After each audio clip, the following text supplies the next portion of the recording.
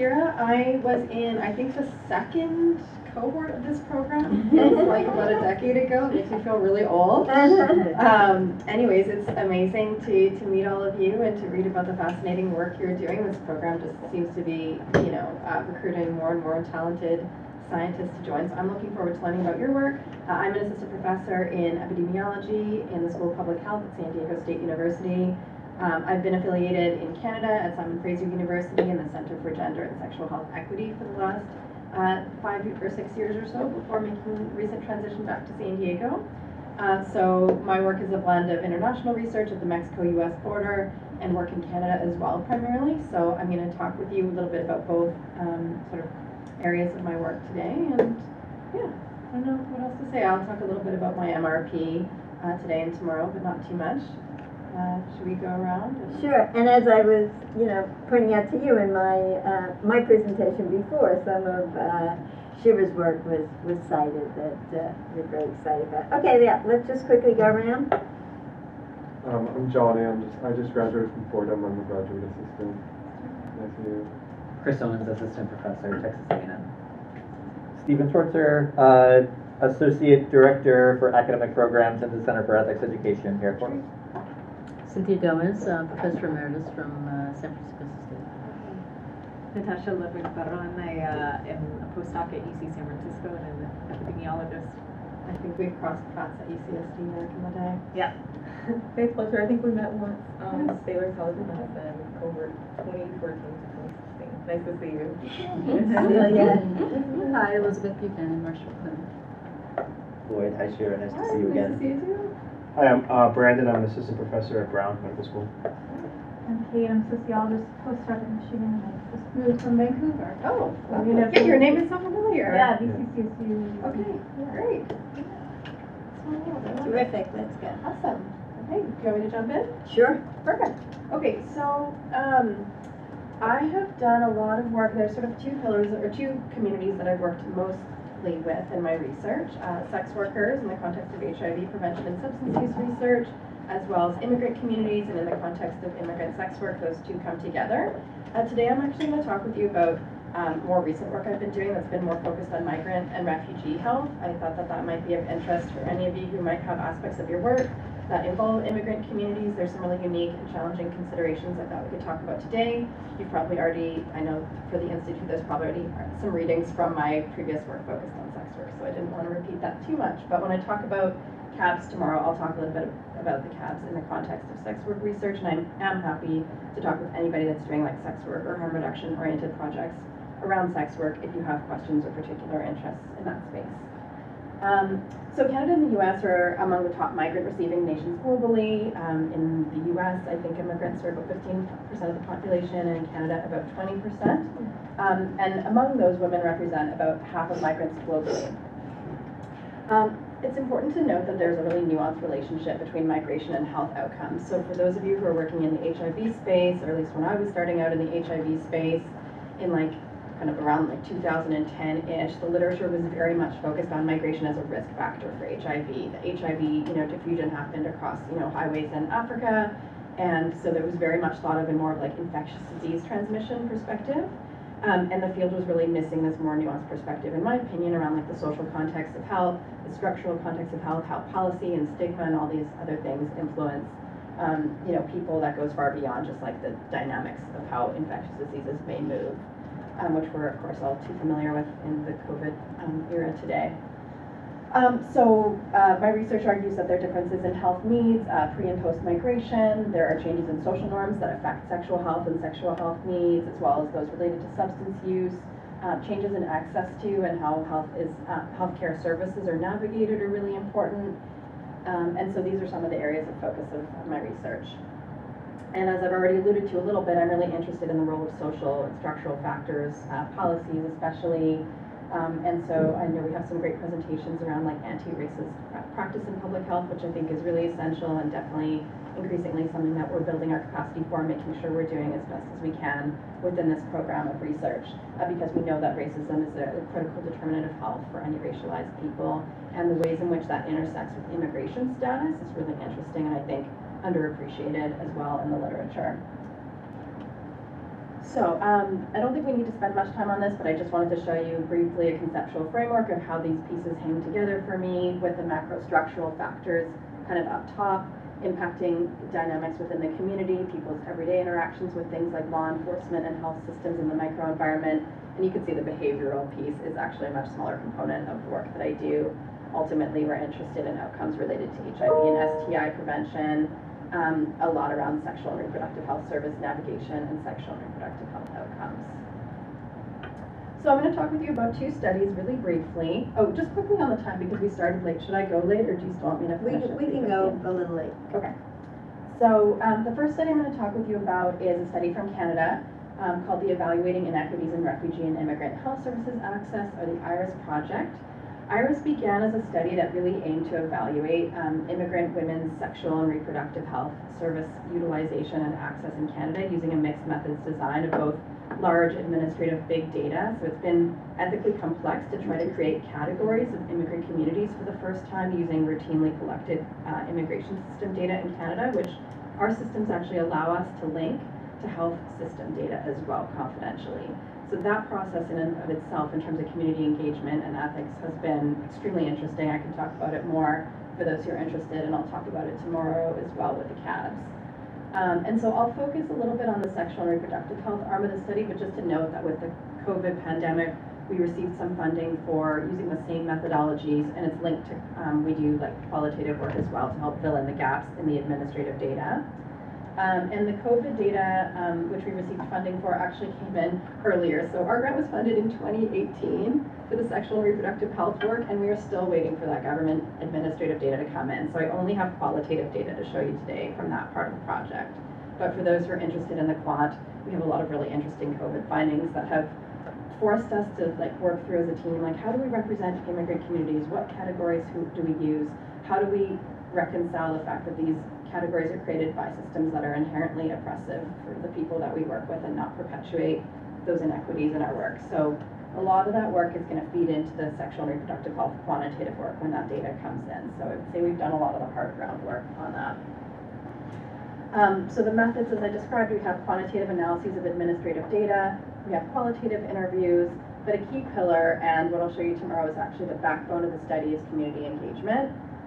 It didn't really start as a CBR grant, but it ended up needing to go very much in that direction for it to feel good for the staff that work with us and for the communities that we work with, and so it very much evolved in terms of the methodology based on community capacity and interest within our team. So it's involved extensive community partnerships, priority setting and consultations with partners, a lot of multilingual community advisory groups in different languages, which have been complex but rewarding to build and navigate. Bringing back results to community, especially in a time of COVID, involved a lot of remote approaches that we had to figure out, how to share findings on things like WhatsApp, and then getting guidance on our recommendations and dissemination of the findings. So the qualitative data that I'll share with you a little bit today includes findings of some of the initial focus groups we did, and then we did almost 90 interviews with migrant and refugee women focused on sexual and reproductive health care needs and experiences. We've also done a number of follow-up interviews. Most of those were during COVID, so then they ended up having that dimension. I'll share with you a little bit some of those findings, and all of this was triangulated as well with the perspectives of service providers through some interviews we did with them. And then separately, and not included in what I'll share today, we've also done in-depth interviews, not limited to women, but this was folks of all genders could participate to understand the impacts of the COVID pandemic using our same study team and infrastructure and kind of everything we had learned for the sexual and reproductive health work. So this is just a little graphic here of the community engagement backbone. And so some of the pieces this includes, as I mentioned, include, actually I didn't talk about this yet, community researchers. So all of the folks that gather data on our team are individuals with lived experience who represent the different languages and cultures that are reflected in our work. This has limited the number of communities we can work with. We've had to pick some of the communities that were underrepresented in literature, ones that we had strong community partnerships with, and ones where we felt we had staff who could speak the language and identify. And so our community researchers have been trained to do interviews and now also coding and analysis of qualitative results using very much like a group-based participatory process. So that's been hard work but really exciting. We have 4 cabs in different languages that are operating a few times a year. And then once we've done one umbrella cab so far, where we've had all the language groups come together in one big cab with a lot of complicated translation support.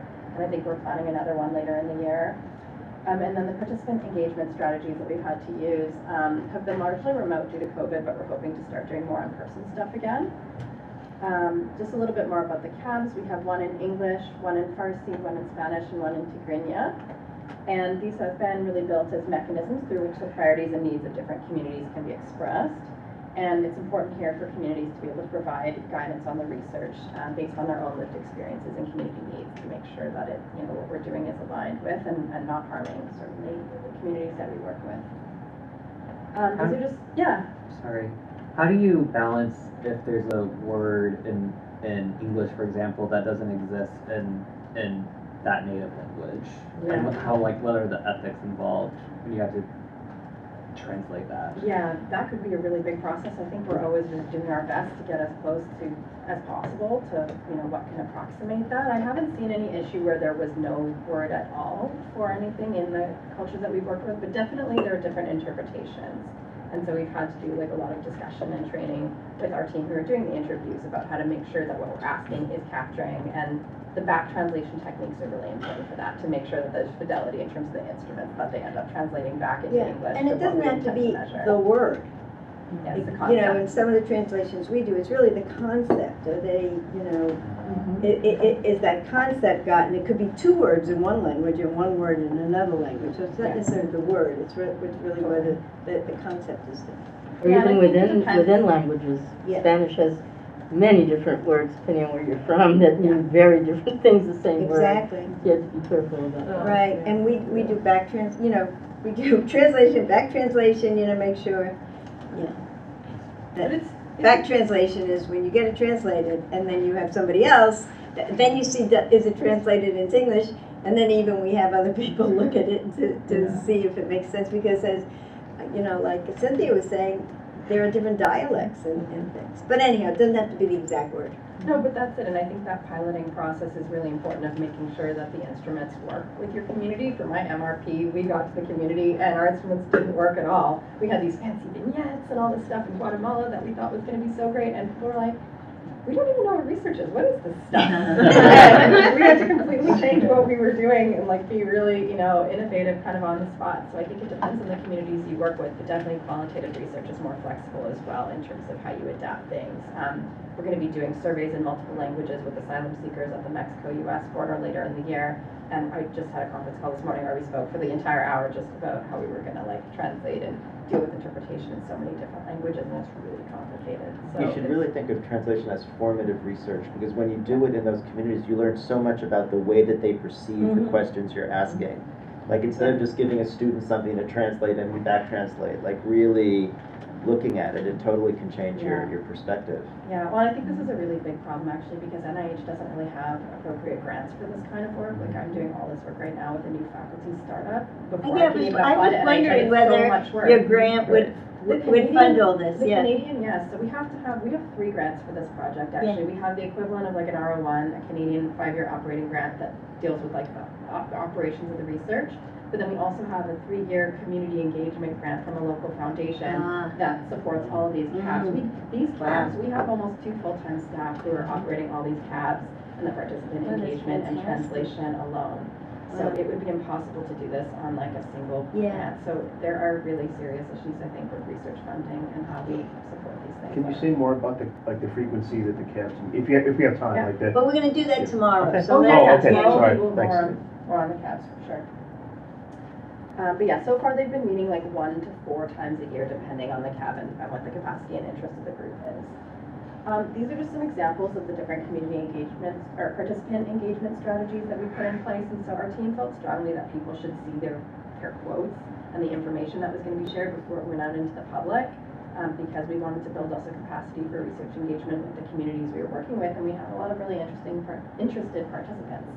So we developed these Instagram-style carousels where you kind of swipe 1 page at a time to see little snapshots of our findings with different quotes and summaries. And we developed videos. Again, this was a ton of work, but we had some capacity to do this during COVID when all the research was being recalibrated anyways. We had some time to do some more check-ins. So we've been doing these carousels for now each paper before we put it out and getting feedback, and that's been a really rewarding process if you can afford to build that in. And then, focus groups are always helpful in terms of just checking in at different points in the research to get feedback. We have those follow-up interviews as well, which are a member checking opportunity for people who want to talk more, learn more about the findings. We can ask them for feedback there. And then we have plans for community forums later in the project, especially now that folks are expressing more interest in getting together in person. We're planning on convening that way too. So these are just some of the characteristics of the sample. You can see that Latin American folks are more overrepresented in the sample, and similarly in terms of language. And then in terms of immigration status, it's important to know that we don't ask this on a demographic survey. We had a lot of conversations with the community about how it would be safe to talk about status, and folks agreed not asking about it in a structured way was best and safest, so people could disclose kind of if and how they wanted to. So these are the only statistics in this table that are based more on what we pulled from the narratives rather than a yes or no or any kind of categorical question that we asked. But we had, as you can see, quite a large number of folks who are undocumented, and then also folks who are on tourist visas, student permits, or sort of have an asylum claim pending. Those are all considered really precarious forms of status. People can easily lose those status for minor criminal violations of any sort. And of course, most are limited in duration. And in particular, like in the quantitative COVID work, we've seen actually that people who had like temporary worker permits, for example, had way higher chances of getting COVID, way lower chance of going and actually receiving any kind of primary care related to COVID. So there are huge access barriers for people just with these other temporary statuses, even though I think in the US they don't fall into the bucket of like the undocumented that we're used to hearing so much about. So I'll talk with you a little bit about the findings, but I want to focus a little bit more on the process since I appreciate that's the focus of the Institute. So this is the first paper that's come out from this study where we documented just really severe inequities in sexual health service utilization and access due to a 3-month wait policy that exists for health insurance. So for any new immigrants coming to Canada or anybody moving from another province, there's this arbitrary 3-month waiting period before insurance, even if you're entitled, even if you have status right from your day of arrival, you still have to wait 3 months before you can actually use that insurance.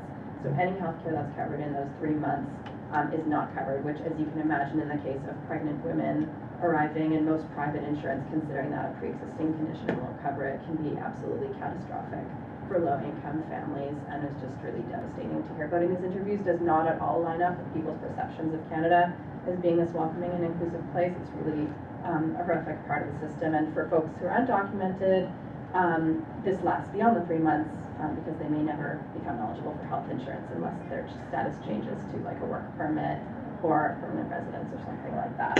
Sure, why do you suspect that the policy's that way? Do you have any ideas why they're... Well, it's based on an economic sort of rationing argument, but I don't really think that holds water because people end up having these huge expenses. They have to find workarounds. There are a lot of NGOs that are providing the support. Like it's still, most people are still finding somewhere to deliver it, but they end up having really, really severe, kind of health complications and outcomes for themselves and their families as a result of not having the access, it being extremely late. So yeah, we've been advocating a lot on this. There's a bunch of media coverage of this work that I'll show you soon. And I think that eventually it will change, but probably we need a different political leadership. That's kind of where we've gotten to with it, is just that, especially with COVID, their priorities were somewhere else. But this BC is only one of 2 provinces in Canada that still has this policy. Toronto, like Ontario, dropped it during the pandemic, and BC temporarily revoked it and then put it back in place, like so inhumanely, 6 months into the pandemic because they wanted to collect on this stuff. So yeah, for people who end up getting health insurance, it ends up costing the system way more because of all of the negative health impacts of not having things like contraception when you need it as well. Yeah, and I mean, ultimately we argue in this paper that this operates as a form of racism and xenophobia towards newcomers because they feel, systemically discriminated against and excluded from healthcare systems simply based on, where they're from. And people said things like, healthcare can't wait. That was the bottom line. So there's a quote here that just shares a little bit of that. We have another paper right now that's under review that's on a related topic, but not limited to the 3 months. It focuses more on the experiences of people who, never got access to care. And the kind of narrative framing around that we routinely heard from folks is like, we don't feel like we have the right to get sick. And talking a lot about the impacts of gaps in public health insurance on all aspects of their lives. The impacts included a high economic burden for the families, so they wouldn't know, what bill they were going to get from the hospital if they didn't have insurance, or they had to, have an emergency obstetric procedure. They had no idea what it was going to cost, and would later get hit with a bill for $10,000 or something like that their family couldn't afford at all. And we don't have any kind of stopgap for this in Canada. Like here, there are community health centers, and there are some other mechanisms that are designed for people who are uninsured. In BC, we don't have this because the government refuses to recognize that this is part of our reality. So that's a piece we've been advocating for as well. So in terms of some of the health impacts, these included unmet needs for contraception, STI testing, prenatal care, labor and delivery, and preventive checkups. Pregnant women were often completely excluded from coverage. This resulted in many not receiving the standard of care. Some had their first prenatal visits as late as 6 or 7 months into their pregnancy. And as a result, many described their experiences of pregnancy as associated with complex and traumatic health needs or obstetric emergencies. So as one participant explained, in the moment when your labor is not going as planned, in addition to that emotional pain you feel when you realize it's not going to be as you wanted, you have to worry about the fact that you know everything is going to cost $1,000. You know it's going to be around $10,000. I don't know what hurts more. This is a service provider just explaining kind of the overview of what they see in their patient population. The social and economic impacts as well. I talked already a little bit about the economic impacts, but I think here describes what I was mentioning earlier about the xenophobia and racism. As one participant explained, it was racism, because for a health service, it shouldn't matter if you're from, well, I know that obviously not all of us can enjoy the privileges of like those from here, Canadians, but they also don't have the right to push you aside. If you get sick, they will leave you to die because you're not from here, and they couldn't reconcile this injustice in their minds, and I think very much rightfully so. And I think I'll skip ahead, but just to say that these barriers and inequities were very much exacerbated during COVID, and people in general felt that while there was a lot of government support for COVID, it wasn't for them, it wasn't for people without status. They were completely forgotten from the government response. So part of what I wanted to talk about today in terms of like some of the ethical obligations that we wrestle with in this kind of work is also like, what do we do with this information? What do we do with information that documents like severe health and social injustice in a community? Because academia, like in its traditional form, I feel does not prepare us for this at all. And for folks who are coming from community or who are really closely partnered with community organizations, you'll have a different sort of preparation for this, which I think is excellent, and I wish everybody received that. But many, I know, through the traditional pipeline don't get that. So we've been working really hard to get feedback from the community, from our partners about what we can do, what should we not do, how can we help. It's been a really interesting process. For example, with that paper that came out, I really wanted our community collaborators who had worked really closely with us to co-author. And they wanted their names nowhere near the report. And at first I thought it was because maybe they didn't value the work we were doing or we had done something wrong. But actually it turned out that they want to use the work for their advocacy, and they need to be as far away from it as possible so that they can cite it as objective scientific work, because the government doesn't ordinarily listen to them. And so like these are the kinds of things that you figure out, I think, when you're talking and listening and asking the right questions. But we did partner with them on an advocacy campaign afterwards. So we set up a petition. We also did a lot of radio and media, in press interviews about this topic. We had a press release, so we tried to really get ahead of it in terms of the release of this paper and making sure we were creating some noise around it. And we ended up having, I think, 5 local media articles published on it. At one point, some research that a journalist did in response to our work actually found out, so there's one provision where the government had sort of put in some temporary funding, like a billing code in place for people who are uninsured to still have COVID care cover, only if you were positive. And they quietly were trying to take that away in March of 2021 or 22, I can't remember now what's the date here, 2021, when this was released. And then once the noise started happening in the media about this research, actually this journalist then was like shaming the government hugely. And then, on top of this, all this policy that's like the least they could do is about to end. And then the government the next day posted had a release like, oh, we're not gonna, we're not doing that. That's wrong information. And so they actually changed course in response to some of this, which was amazing. So there was like one good thing, at least, that came from this, in addition to, I think, the capacity building that we've been doing, the collaborations, and the ongoing, platform of work on this issue that's been created. So we have a number of other papers underway, but this is just the first piece I wanted to share. And this is just an example of like a plain language summary that we made, that we tried to like visually depict the work well. This is downloadable. We shared this with the reporters before the interviews just to give them like a more digestible synthesis of our work. So we feel really good about that, and I'm happy to talk more about knowledge translation with others who are thinking about that in the context of your research.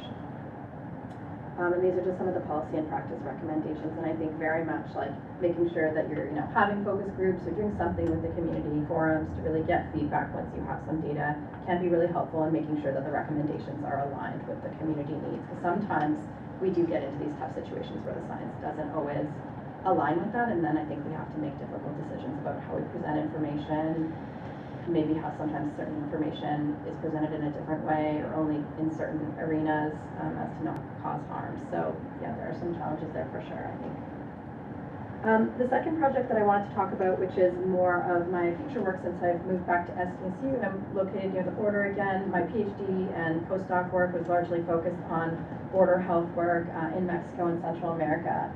So we just started a new study called the Myra Project, which is maternal and infant health among refugee and asylum-seeking women. And this is a study that's going to be taking place in Tijuana, and then with folks who've come in through the San Isidro border crossing at San Diego and are resettling in the U.S. to understand some of their experiences with reproductive care and infant health as well. And this project very much came about in response to a request from a community partner to document some of the egregious reproductive rights violations that they've been seeing with increasingly xenophobic immigration policy, combined with the COVID, protocols that are being put in place, resulted in a very toxic, combination of restricted access and really unsafe conditions for a lot of the women that they see. So we've just started. We did our first interview last week, but I wanted to tell you a little bit about what we have planned, some of the issues that we're thinking about. So the aim of this study is really focused very much on immigration policy and related social determinants of health and how these shape the reproductive health experiences of this population.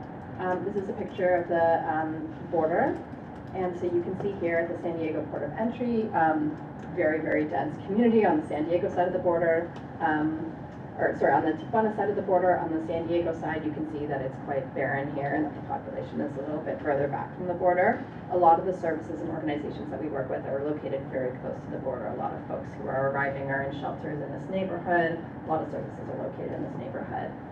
This is among, I think, the top 3 land border crossings internationally. It used to be the top border crossing internationally. I wouldn't be surprised if some of the reduction here has to do with the fact that they just simply haven't been letting people in anymore. So you've probably seen in the news in the past few years.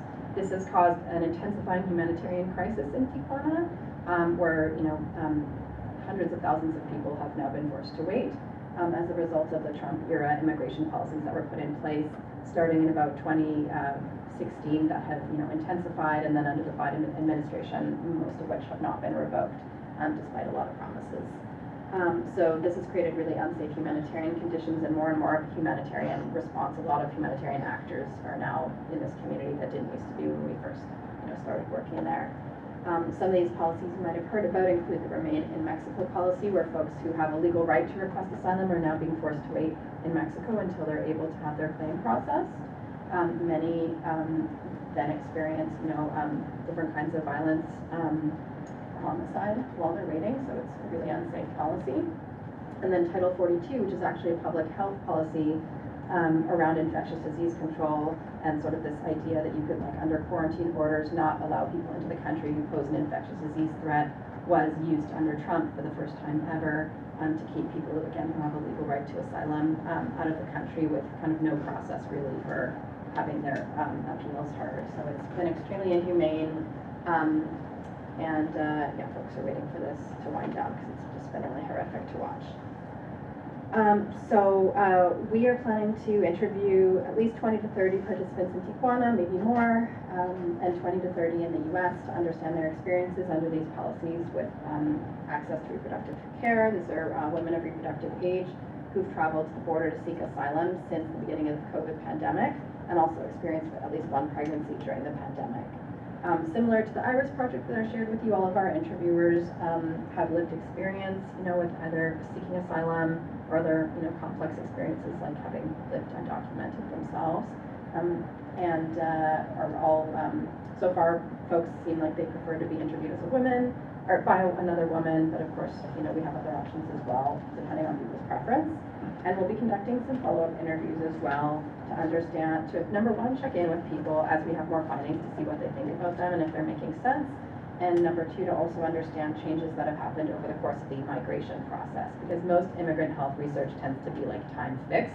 It's just like, okay, are you born here or are you not born here? And these are the differences in your health. But as I mentioned at the beginning of the presentation, we know that changes occur over time and are really nuanced. And so we want to be able to tap into some of this qualitatively. All of this ideally will be leading to a quantitative survey, but we need funding for that. So I have lots of grant applications going in this fall to hopefully support that kind of work. I think I'll skip over here and get a sense of the topics. I just wanted to talk a little bit about some of the ethical and safety pieces, though, that we've had to think about in coming up with this area of work. And so the IRB process for getting this project approved was more complicated than I envisioned. Maybe it was partly me being at a new institution. I had to navigate a new IRB and they didn't know me from anyone else.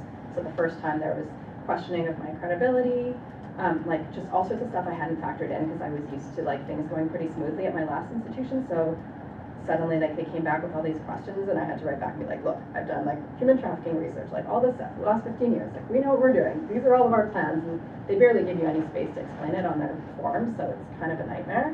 But in any case, after a couple months, we eventually received approval. But some of the things that we've had to do that I think kind of maybe go beyond or just add additional layers is obviously when you're working with any kind of population that, you know, is at risk of violence or that's experienced trauma, there's so much that you have to think about in terms of physical safety, but also mental health and making sure that the work isn't, you know, triggering people. And so we've already done, you know, 5 training sessions that I led myself with the team to get people ready just to do some initial qualitative interviews, all the way from the basic interviewer training to talking a lot about the different things that can come up in the interviews, making sure we have adequately prepared referrals. So this is just one page of a 2-page pamphlet that we prepared, and we have a version of this in multiple languages in Tijuana, and also the same document prepared for folks who are on the San Diego side of the border. So it involved a lot of research in terms of reaching out to all the different agencies that are providing support in this area, which also change regularly, and making sure that we have that resource ready, like at our fingertips, right? So that if somebody is experiencing distress right there, you know, somebody can take them to the appropriate place where they will be cared for and not further traumatized, because a lot of services, especially in the Mexico side of the border, like are just not at all aligned sometimes with the community needs as well. So we had to do a lot of research on that. We also had spent a lot of time coming up with our safety manual, which we've adapted from other projects locally, but still taken a lot of time and research in terms of best practices for working with migrant populations, making sure we're doing no harm and that people are just adequately prepared for all the different kinds of things that can come up. A lot of this was kind of informed by previous work that I've done with Fordham. So my MRP resulted in 2 publications. One of them was focused on, it was a project working with sex workers at the Mexico-Guatemala border at the time where I was building research, and it was really important to do some of that community engagement to understand what people's thoughts were, what were some of the ethical needs and implications and sort of outcomes of the work that we were doing together. And so one of the papers that came out focused more specifically on the needs of migrant women. That came out in the data, and also that was kind of the direction of my research at the time. So this was a really helpful article in terms of just really exploring the data and coming up with a foundation for the responsible conduct of research with a population that I then went on to work with like intensively for the next 8 years or so. And a lot of the insights from this work, you know, continue to apply with other populations that I work with as well who have migrant experiences. So as one participant explained here, you know, when they're being approached by foreign researchers for the first time, you act private. You don't open up that much. Our fear is that they'll send you back to your country. And so I think this is the kind of thing to think about when doing any kind of immigrant health research anywhere, especially with folks with any kind of precarious immigration status.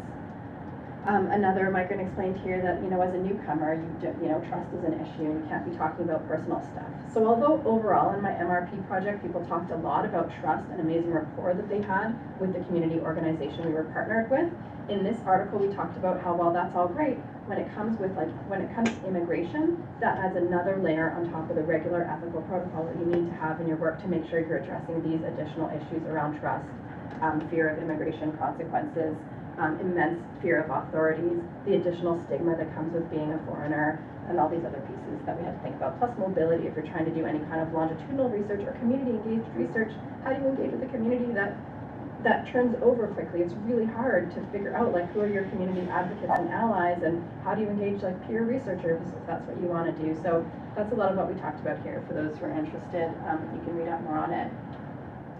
So my final reflections, like pulling these different pieces together between what I learned during the MRP process and then these two projects that I've been working on for the last little while now.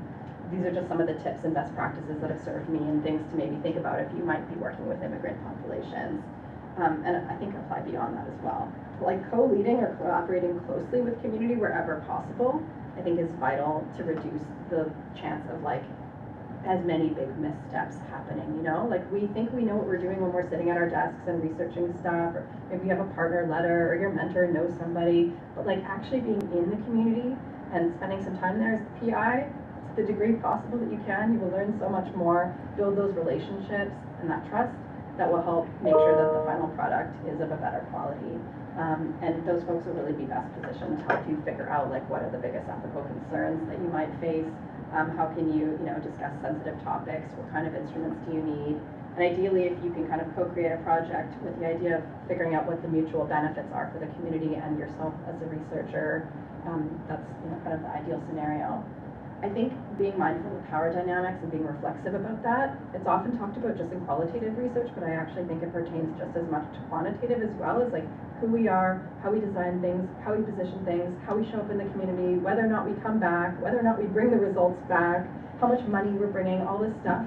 It impacts power, how people engage with the project, and I think we need to be like more critical about what that is, and then prepare to the best as possible to try to reduce those power inequities, or at least have a plan for being upfront about them, maybe with partners and talking through what you might expect. But for me, just sort of acknowledging that and then doing a lot of listening and being as flexible as possible with like, well, what can we do that would serve the community better that our funders will allow, is kind of where I always try to get while doing science that's of a good integrity. As I mentioned, having detailed safety procedures and referrals in place are essential. And as we've talked about already, the translation and cultural tailoring of materials is a project in its own. So to just prepare for that in terms of resources and staffing, it can often be really difficult. You need your IRB approval before the funding can get released, but who are the staff that are going to do all this stuff? So if you're not already like a funded researcher with a platform that can support this, it might be too complex of an undertaking to start with, or you have to figure out some kind of pilot funding, somebody with discretionary funds that's willing to champion you, maybe a senior mentor, but that can be really hard. The staff training is extensive, and then for this project, and I'm sure the work anybody else is doing internationally, the binational or even trinational, depending on how many countries you're working on, IRB approvals can be a bit complicated to navigate, but not insurmountable. And then just like, as I mentioned, with the knowledge translation, I think thinking about where you're going, like building in those plans for the community will want to know, if you're asking, how are you going to bring the findings back? What will come of this research? How will it benefit us? And so, like thinking about that, and if you can, setting aside a little bit of budget, it doesn't need to be a lot. Sometimes students are amazing graphic designers. I have an intern, I didn't even have funding for her, but she really wanted to work on the project, and she's developed a lot of amazing tools and graphics. And so, like, I think if you kind of open the door and plan for these things, there are ways to do them even on a more limited budget. So that's it. I just really wanted to acknowledge that this work takes a village. I'm really grateful to all the participants, community partners, and students, and funders who've supported this work. And I'm just happy to discuss questions and comments that people have. It was fantastic. Thank you.